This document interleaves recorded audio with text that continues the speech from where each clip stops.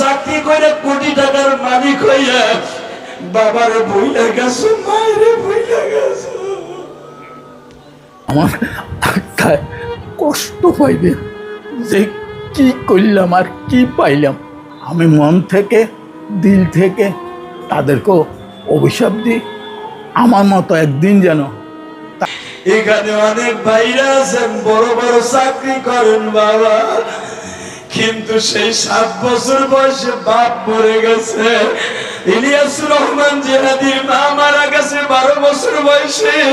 ওই গোপালগঞ্জের জমিনে ঘুমিয়ে আছে আমার মা। বাবা রে, 12 বছর বয়সে আমি দেখছি আমার মাকে। যুবক ভাইরা, আমি তোদের 2টা পা ধরে ভরে দিয়ে যাই। 12 বছর বয়সে যখন আমার মাকে আমি দেখছি, ওয়াজ কমিটির ভাইরা আমাদের মসজিদের সামনে মাঠের মধ্যে আমার মায়ের জীবনের শেষ গোসল দিয়া এইরকম 3খানা কাপড় দিয়া সাজাইয়া মাকে জীবনের শেষ খাট পাশে শোয়া রাখছে। আমি একটা দৌড় দিয়া মায়ের কাপড়টা টেনে ধরে বলছিলাম, মা তোমার ইলিয়াসকে বিদায় করে মাদ্রাসায় দিয়া তুমি আমার সাথে অভিমান করে ঘুমায় রইলাম।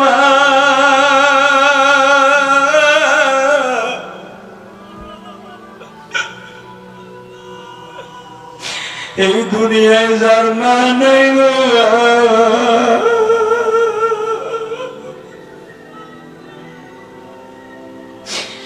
আমার নবী কান্দার বলে তাহিয়া রে, তোর মেয়েটা তোরে দেখার জন্য আসছিল, তুই কেমনে মাইরে ফেলছিলি? দাহিয়া বলে, হুজুর বলেন আমি কেমনে, আমি বলেন আমারে আল্লাহ মাফ করবে। ও আমার গুনাহগার ভাই এখন বয়া বয়া কান্দা। দাহিয়া কলবি বলে, নবী গো এখনো রাত্রে আমি ঘুমাইতে পারি না, আমার মেয়েটা আমার ডাকে আপু আপু, আমি তোমার দেখার লেগে নানা বাড়ির থেকে আসছিলাম।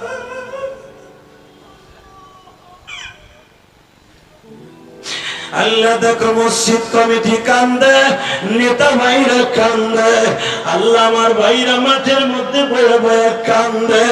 ও বাজান, এমন একটা দিন ছিল তোমার বাবা গরিব মানুষ, পরীক্ষার ফি দেওয়ার মতো তৌফিক তোমার বাবা ছিল না। ওই গ্রামের বাড়িতে কামলা দিয়া তোমার লেখাপড়া করাইছে।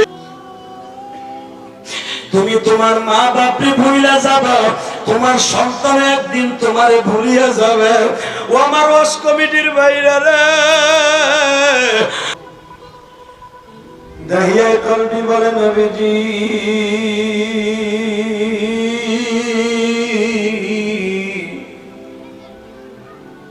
আমার মেয়েটাকে আমি নিজে করে করে নিয়ে গেলাম চড়াগায়,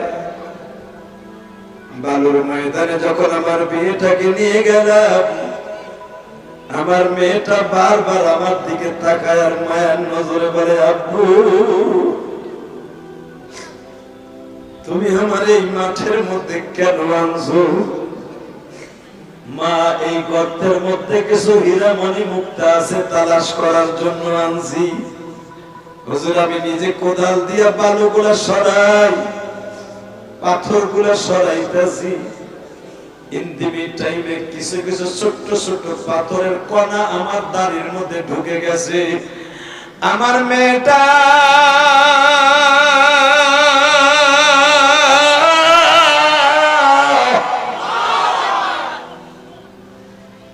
আমার দাড়ির মধ্যে থেকে ছোট্ট ছোট্ট বালির কণাগুলো বাইর করতেছে।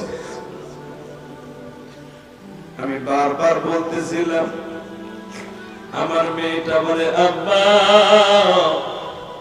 তুমি এত কষ্ট করে মাটিগুলা খনন করতেছো গো বাবা, ও আব্বা তুমি শরীরটা ঘামায়া গেছে, তুমি আমার কাছে একটু বসো, ঠান্ডা পানি খাওয়াই দে। নবী আমার বলে, তারপরে কি করলা দাহিয়া? হুজুর, আমার মেয়েটা আমার কোলের মধ্যে বসে দাড়ির ময়লাগুলা পরিষ্কার করে, শরীরের ময়লাগুলা পরিষ্কার করে, নবী বলে তারপরেও কি তোমার ভিতরে মায়া লাগে নাই? বলে হুজুর আমার মধ্যে মায়ার কোনো লেশ মাত্রা নাই। এখানে যারা মায়ার বাবা হয়েছেন, বাবা অফিস থেকে যখন আপনি বাসায় আসেন দেখবেন সর্বপ্রথম কাঁচা আর ঠান্ডা পানি লইয়া প্রথম দৌড়ে আসে তোমার মাইয়াটা। কথা কন না কেন? যখন তুমি অফিসে যাও তোমার জুতাটা মুছাইয়া দেয় তোমার মাইয়াটা। তোমার পাঞ্জাবি জামাটা তাকের থেকে আলমারির থেকে এনে দেয় সর্বপ্রথম মেয়েটা। বেজন রে,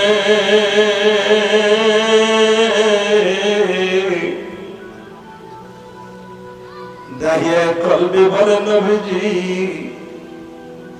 আমার মেয়েটা যখন আমার শরীরের ধুলাবালু গুলা পরিষ্কার করে দিচ্ছে,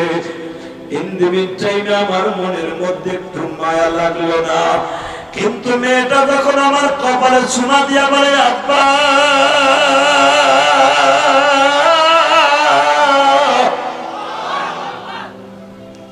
তোমার কষ্ট আমার সহ্য হয় না, তুমি আর মাটি খনন করতে হবে না, কোদালটা আমার কাছে দাও। তখন আমার মধ্যে একটু মায়া লাগছিল, কিন্তু মায়ার কাছে শয়তানের ধোঁকাটা বড় হয়ে গেল। নবী আমি মেয়েটাকে হাত পা গুলা ধরিয়া গর্তের কাছে নিয়ে একটা ধাক্কা দিয়ে আমার মেয়েটাকে ফেলে দিল।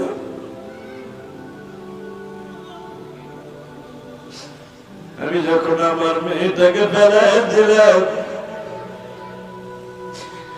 আমার মেয়েটা দুই হাত জোর করে বলে আব্বু আব্বু তুমি কি আমার এখানে ফেলাই দিয়ে মেরে ফেললা? হুজুর আমি তখন বড় বড় পাথর মারতেছিলাম। আব্বু আব্বু তুমি আমার এই গর্তের মধ্যে একা ফেলাই রেখে যাও না, আমি জানতাম মদিনার বাবারা তো মেরে মেরে ফেলে। আব্বু তুমি জানো না 7 বছর বয়সে যখন আমার মা আমার নানার বাড়ি থেকে তোমার বাড়ি নিয়ে আসে, তখন আমি বলছিলাম মা আমারে নিও না, আমার আব্বু দেখলে আমারে মাইরে ফেলবো। আব্বু আমি জানতাম তুমি আমারে মাইরে ফেলবা, কিন্তু সবাই সবাই আব্বা বলে ডাকে, আমি আব্বা কইয়া ডাকতে পারি নাই বিধায় আমি মদিনায় আইছিলাম।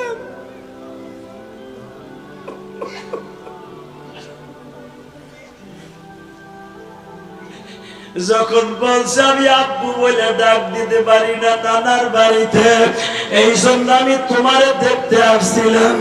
আব্বু তুমি তার প্রতিফলন আমারে মাইরা ফেললা।